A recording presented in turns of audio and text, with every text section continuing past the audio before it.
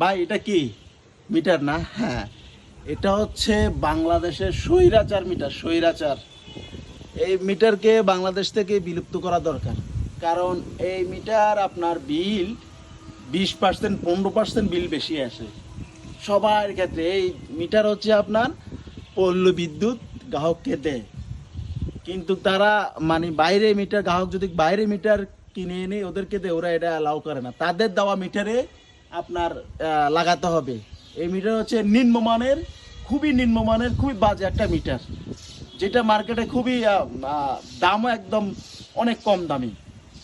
এই metre company পল্লী বিদ্যুতের সাথে কন্ট্যাক্ট করছে, কন্ট্যাক্ট করার কারণে তারা এই মিটার প্রত্যেকটা গ্রাহককে দিচ্ছে, গ্রাহকে মানে যার কারণে গ্রাহক অনেক হয়রানি হচ্ছে এবং বিদ্যুৎ বিলও অনেক বেশি হচ্ছে, অনেক বেশি হচ্ছে।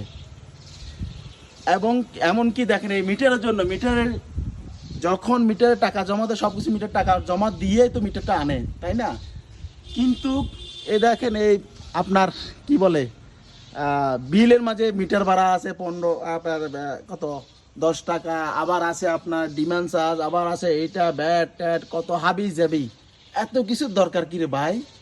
হ্যাঁ, পড়লে আর অবদা তো এত কিছু নাই আপনাদের, যেভাবে এত কিছু আপনারা এখানে শু করতেছেন, নিচ্ছেন গ্রাহককে টাকাটা গ্রাহকের। আপনি একটা মিটার নিচে নেওয়ার সময় টাকা দিয়ে তো মিটারটা নিছে, তাই না?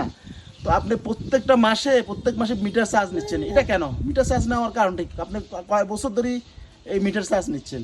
দেখা 2000 টাকা মিটার দাম হলে আপনার মিটারটা, এটা যদি 10 বছর হয়ে যায়, 10 বছরে আপনার মিটার চার্জ করবেন, চার্জ করলে আপনার কত আসে হিসাব করেন। তো এটা কেমন কথা? মিটার চার্জ কেন হবে? মিটার চার্জ বন্ধ করা হোক।